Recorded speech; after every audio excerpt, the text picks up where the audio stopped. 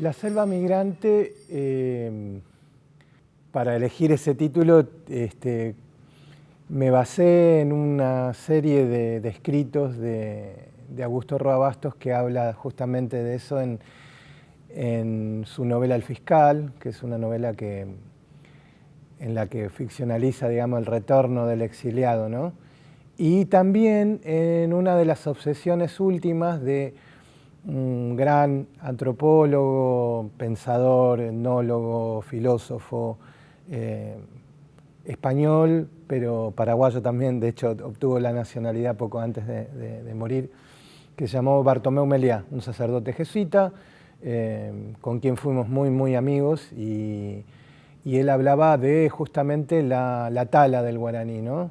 Y de las selvas migrantes, hablaban de esas grandes poblaciones guaraní parlantes que hay en otras regiones del mundo, fundamentalmente acá en Buenos Aires, ¿no? Donde la colectividad paraguaya es tan grande, ¿no? Se habla de 1 millón de personas, aunque en los registros, digamos, de población se dicen 600.000 por una cuestión casi muy inherente, digamos, a esto de las poblaciones paraguayas tan cercanas a la Argentina. Muchos de estas personas tienen documentos argentinos de nacimiento, porque vienen a nacer en los hospitales en Argentina, y muchos, digamos, consiguen documentación. Entonces es muy menor, digamos, la cantidad que está establecida en los censos como oriundos del Paraguay, ¿no? Se dice que son 600.000. Así todo es la colectividad más importante de la Argentina extranjera, ¿no? Entonces decía, a partir de estas dos variantes, la ficcional con las selvas migrantes del Fiscal de Roa Bastos, y las preocupaciones lingüísticas, la última etapa de Bartomeu Meliá, que tenía que ver justamente con el proceso también de hispanización de la sociedad paraguaya, que tiene que ver también con el proceso de descampesinización del Paraguay, surgieron esta especie de metáfora, ¿no?, de la selva migrante. Y me parece que un emergente, quizás el más cualitativo de la migración de la selva, y de la selva de la palabra, ¿no? Para la cultura guaraní, palabra y alma tienen una importancia, son sinónimas, y aparte tienen una importancia muy cualitativa.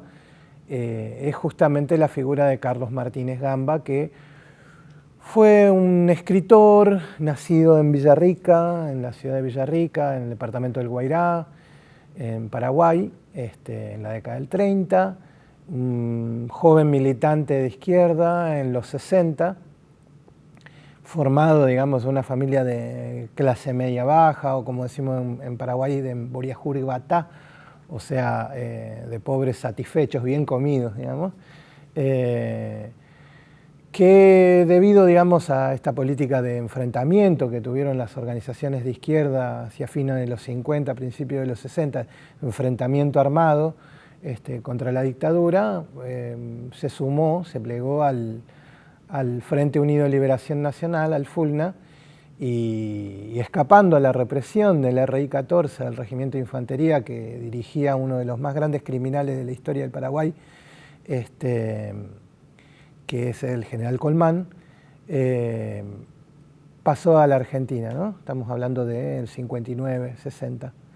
Pasó a la Argentina, a Misiones, disfrazado de sacerdote, y desde allí inició su carrera literaria, ¿no? En un principio escribiendo en español, aunque sin editar, y luego sí ya como una especie de cambio programático, ¿no? Ya su lucha foquista se trasladó al área de la cultura, ¿no? Tratar de construir una literatura nueva, una literatura, una narrativa fundamentalmente, porque la literatura tiene larga data, ¿no? La literatura paraguaya de expresión guaraní, en este caso una narrativa en guaraní, y a partir de esa nueva estrategia de Carlos Martínez Gamba pergeñó una obra que llegó a ser premiada como el Premio Nacional de Literatura y a escribir lo que yo considero es quizás el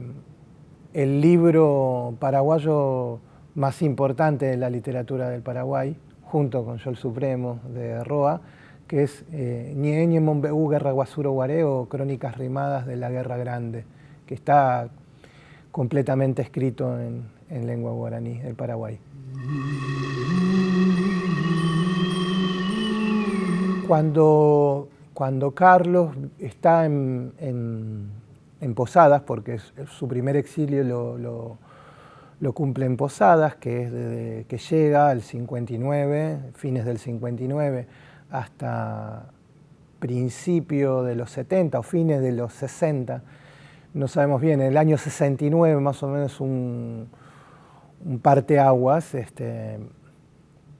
él vive en Posadas, y en esa etapa, en esa primera etapa, él había venido de Paraguay con su título de contador, ¿no?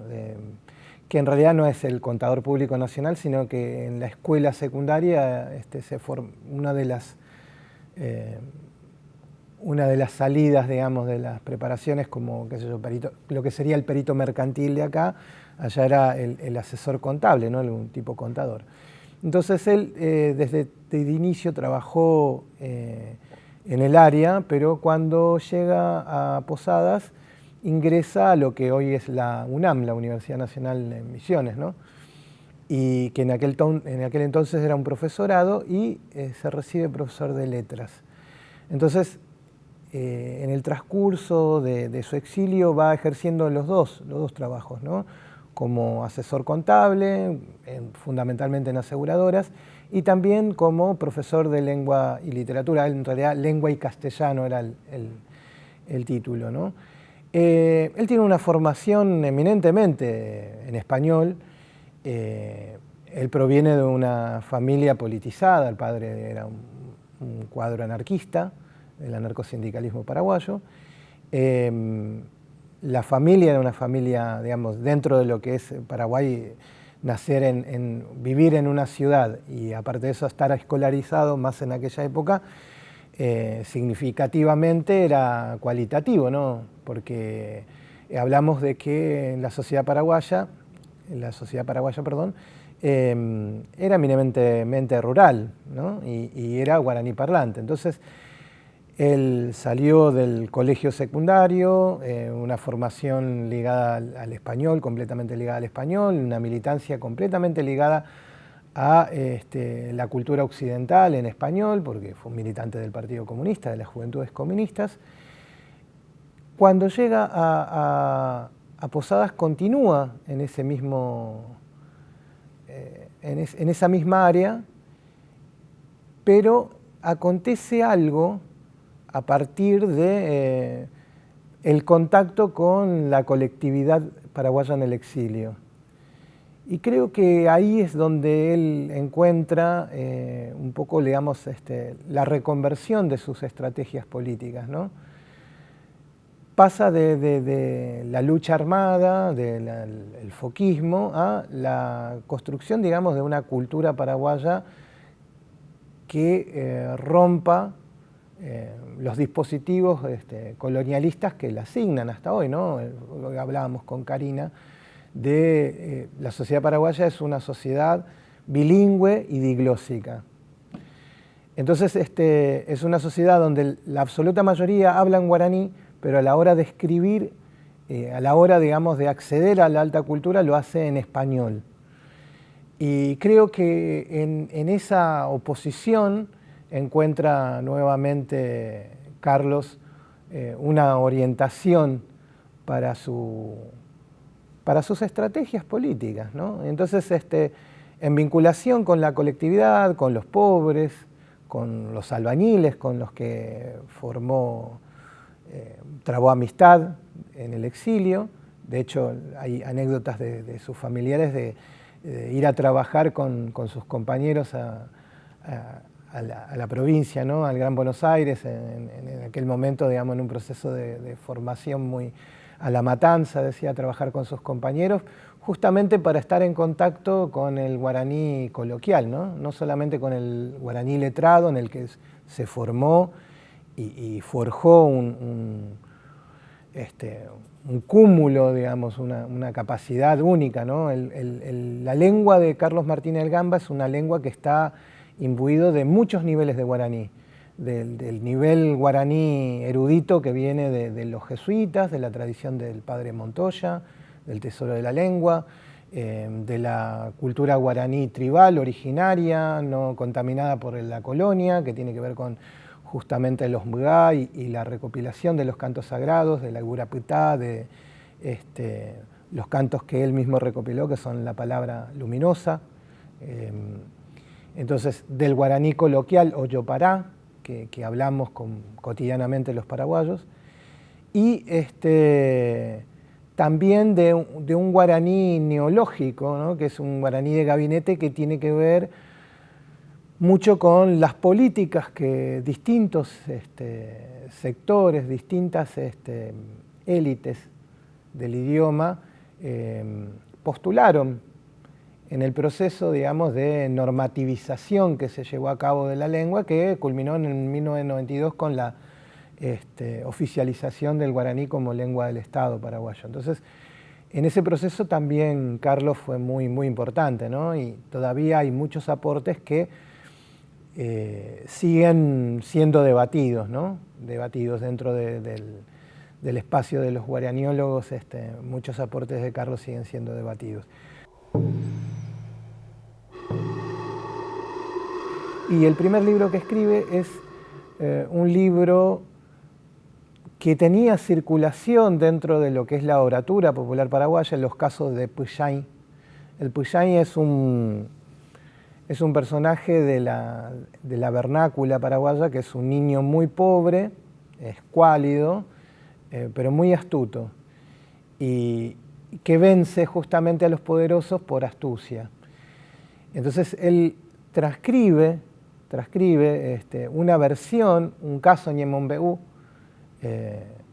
al español, y le pone por nombre Puyayxi, o sea, es el diminutivo del Puyay, ¿no? El pequeño pies piquentos.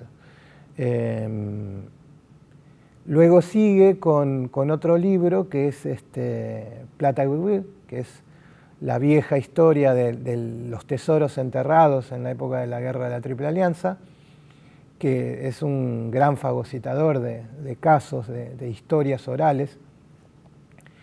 Y sigue, digamos, en esos términos escribiendo relatos que toma de la tradición popular, de la tradición oral, de la literatura oral, de la oralitura, ¿no? Hasta que en 1972 escribe su primer relato, relato en sentido moderno, ¿no? Estamos hablando de una narrativa completamente actual para su momento, una narrativa, por supuesto, marcada, digamos, por el realismo profundo, por los escritores que le interesaban a Carlos, que eran todos realistas sociales. Fundamentalmente él era un enamorado de la literatura rusa, y escribe un relato, es el que se fue a su casa y enloqueció. Y también escribió una serie de relatos al año siguiente que recopiló en un libro que se llama Mombeú Guaú también. Pero bueno, todos esos textos que él escribió en aquellos tiempos estaban muy marcadas por la edición artesanal, protocartonera, ¿no? Ediciones que realmente tenían muy poca circulación y que estaban destinadas eminentemente para la colectividad paraguaya en el exilio, ¿no? Entonces son textos que tuvieron muy poca circulación. No solamente los libros de relatos, sino también los libros de poesía, fueron libros que tuvieron muy poca circulación, pero también lo fueron acercando con las nuevas élites intelectuales en Paraguay que empezaban a a problematizar el guaraní en el ámbito universitario, fundamentalmente con la gente de la revista Ñemitú, con Tadeo Zarratea, con Feliciano Acosta Alcaraz, y bueno, creo que ahí en ese vínculo con estos sectores empezó a tener una perspectiva de escritor en dos orillas, ¿no? Un escritor que escribe para un público extranjero, pero fundamentalmente para un público paraguayo que está en Argentina y en Paraguay.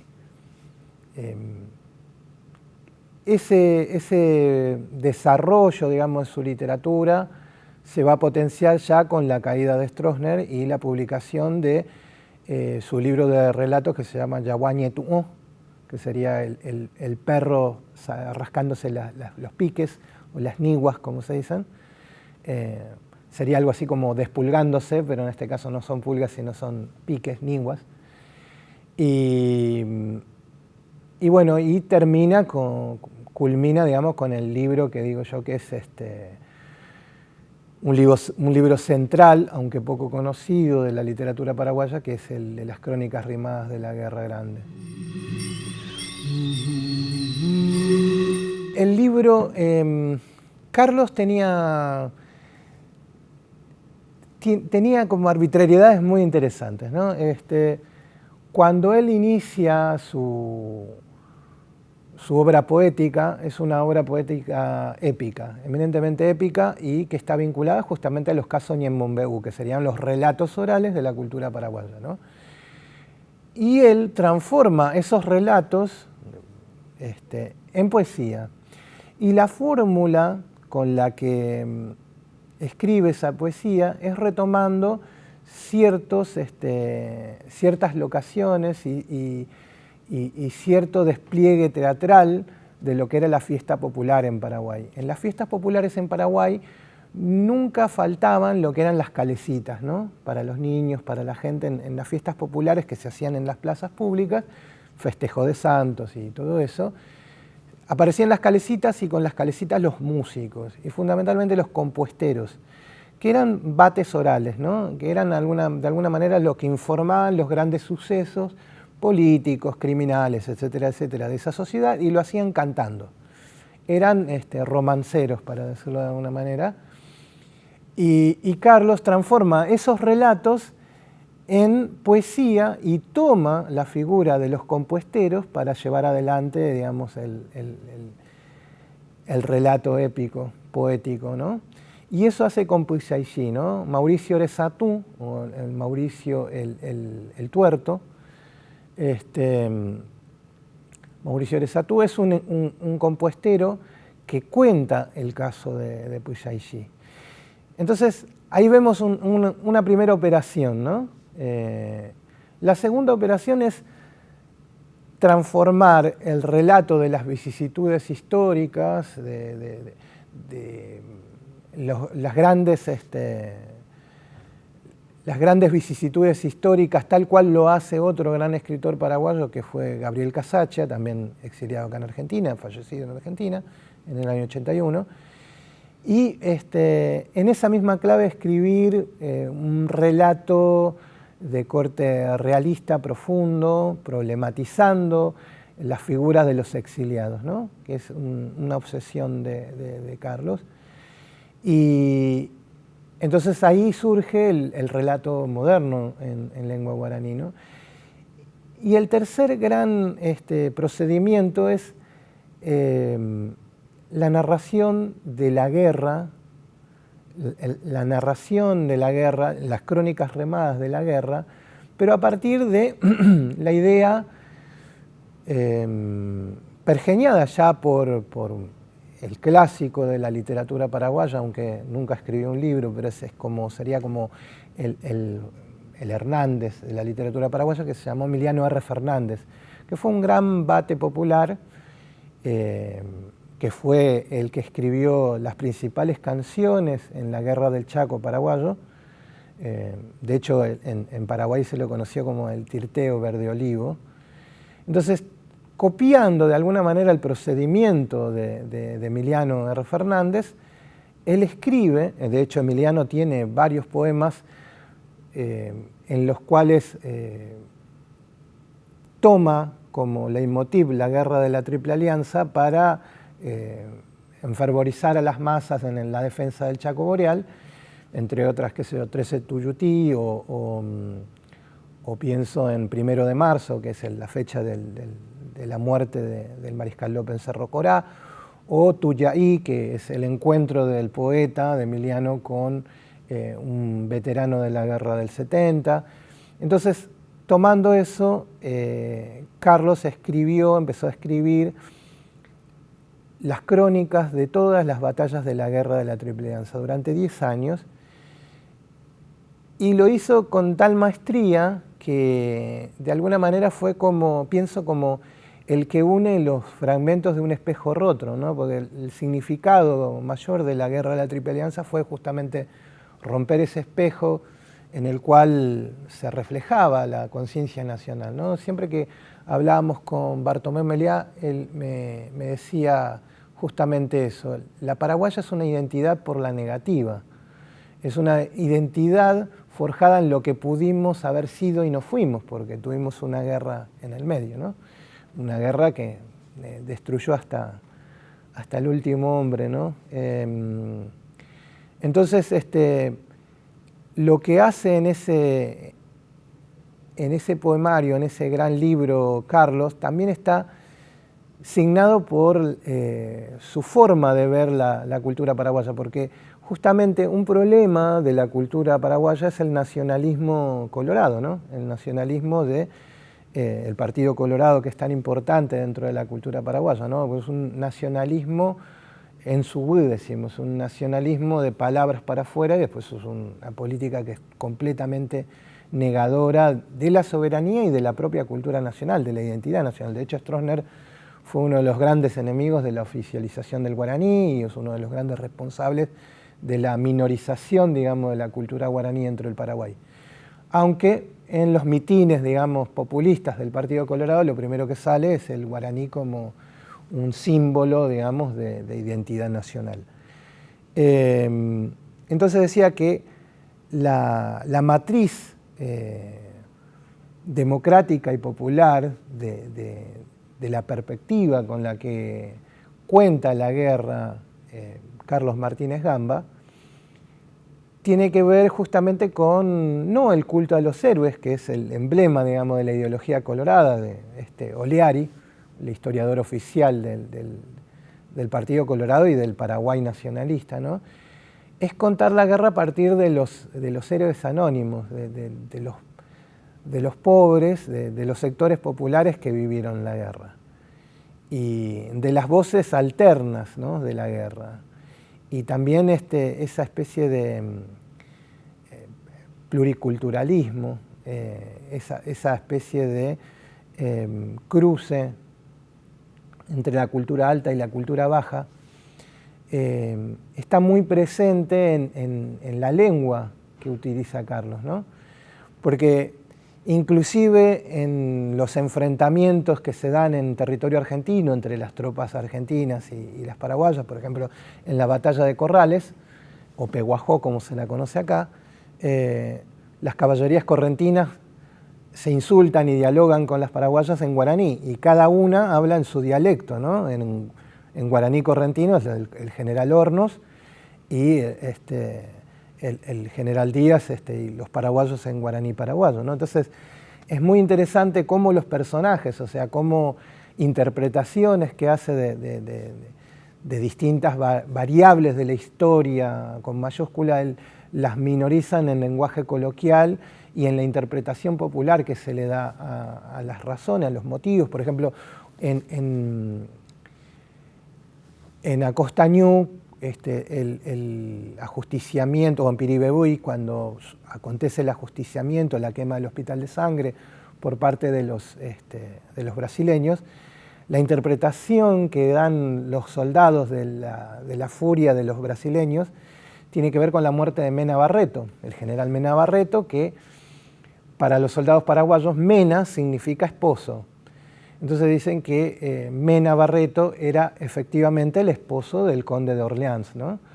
Entonces todo eso, todo ese humor, toda la perspectiva, digamos, donde se quita la solemnidad a la historia y se la embiste, digamos, de la profundidad de la cosmovisión campesina paraguaya, es lo que hace que para mí sea, junto con Yo el Supremo, que es un friso espectacular de la cultura occidental paraguaya, el libro más importante de la literatura.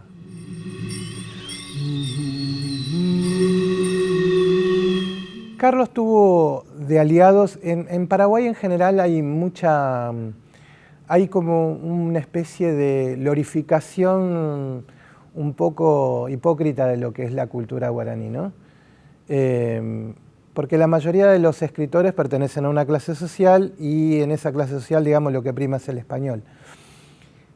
Así todo, hay una élite de escritores muy importantes en guaraní, de críticos muy importantes en guaraní, con los que tuvo una relación muy estrecha y para los cuales Carlos fue el hermano mayor, el primus inter pares, como diríamos.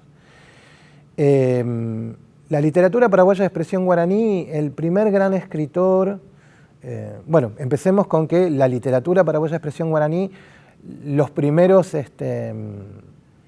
manifiestos, de alguna manera, los primeros esbozos de una literatura están dados por el periodismo de guerra, el periodismo que se forjó en las mismas trincheras de la guerra con el Cabiyuí y con el Cacique Lambaré, que fueron dos diarios que aparecieron en el transcurso de la Guerra Grande, o sea, fue línea del lopismo, fue línea del Mariscal López llevar adelante.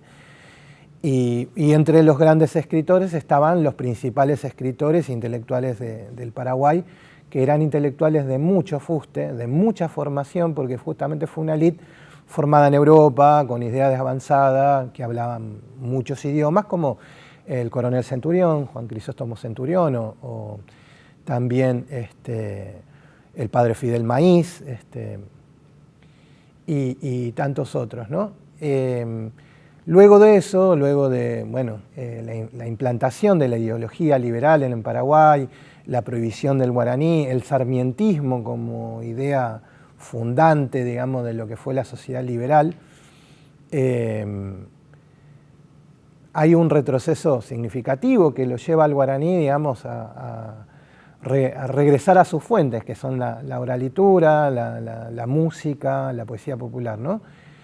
Y el primer gran escritor fue Rosicrán, que es Narciso Ramón Colmán, que escribió un poema mundonovista muy interesante, que es un poema así que con pretensiones cosmogónicas, ¿no? Que es Ñando y Picuera, nuestros antepasados, que en realidad es un cúmulo de fábulas muy occidentales sobre la cultura guaraní, pero que como producto literario es maravilloso, ¿no? Es un gran libro. Yo creo que ese esquema también retoma Carlos en la escritura de fundamentalmente Ñeñe, Mombeú, Guasuro, Guaré. La relación que tuvo Carlos con la vanguardia y con el realismo está asignada justamente por su militancia dentro del Partido Comunista. Carlos fue muy amigo de escritores del PC que fueron muy significativos dentro de la cultura argentina, ¿no? Digo, fundamentalmente de Juan José Manauta, que fue su gran amigo, muy amigo de Abelardo Castillo, muy amigo de escritores de mucho fuste en Argentina, en Paraguay y en Uruguay también. Tenía una relación epistolar con Roa y tenía una relación rara, porque Roa tiene una relación rara en él mismo con la comunidad del exilio, ¿no? Y Roa tuvo una relación ambivalente con distintos momentos políticos, ¿no? En un momento, cuando viene del Paraguay, estaba vinculado a sectores, digamos, del populismo del Partido Colorado, que también fueron exiliados, con Epifanio Méndez Fleitas, fundamentalmente, con la élite de este sector, y después empieza a tener otro vínculo con el Partido Comunista ya en el exilio, Y hacia el final de su vida, Roa es un socialdemócrata hecho y derecho, muy vinculado, digamos, de hecho obtiene la ciudadanía española y en la época de Felipe González tiene una línea muy socialdemócrata. Y Carlos, si bien admiraba la capacidad, digamos, el talento, vamos a poner, literario de Roa, creo que lo miraba de una manera distinta por el hecho de justamente no haber tenido el valor de llevar adelante aunque sea alguna producción literaria en guaraní, porque también era guaraní parlante y por la elección ideológica del español por sobre el guaraní. Igual nunca tuvo postura frente a la polémica que se suscitó a inicios de la democracia, que enfrentó a Roa con sectores del Partido Liberal, donde, bueno, hubo una serie de grandes polémicas duras, y todos sus compañeros estuvieron contra Roa, todos sus principales aliados dentro del campo cultural paraguayo estuvieron en esa polémica que enfrentó a Roa con los liberales. Sus compañeros liberales estuvieron contra Roa, digo, Tadeo Zarratea, fundamentalmente. Él nunca se manifestó contra Roa, contra la línea de Roa. Roa tuvo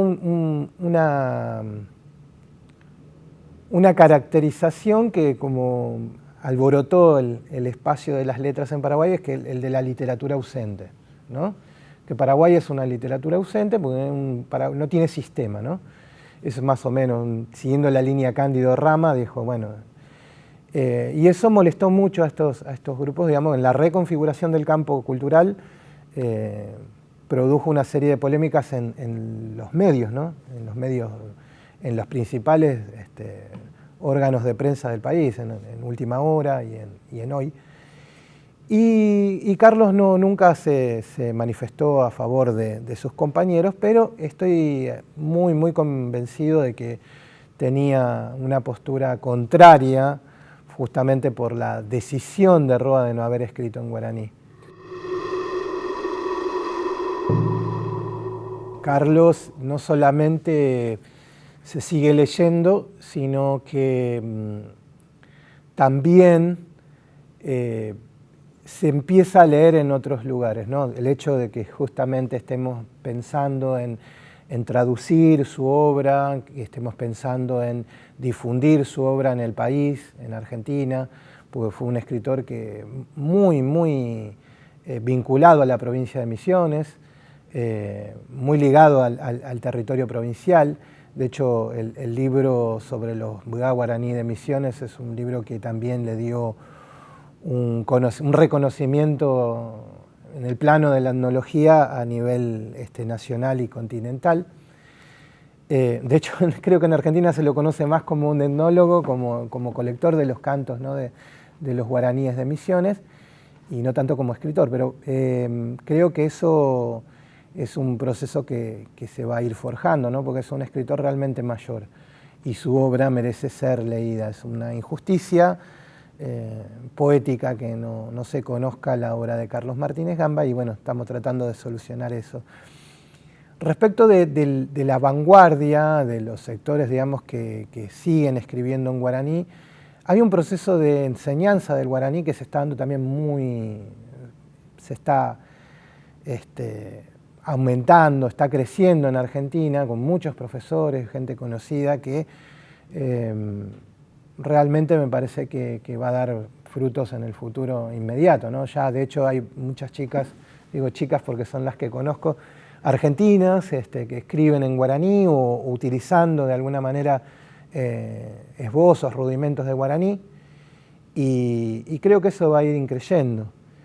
En el caso del Paraguay es una lengua, claramente es una lengua mayoritaria, o sea, y también en la literatura. No es casual que después de Carlos Martínez Gamba también recibió el Premio Nacional, creo que a destiempo, porque lo merecía mucho antes, Susi Delgado, ¿no? Que es una gran poeta también en lengua guaraní.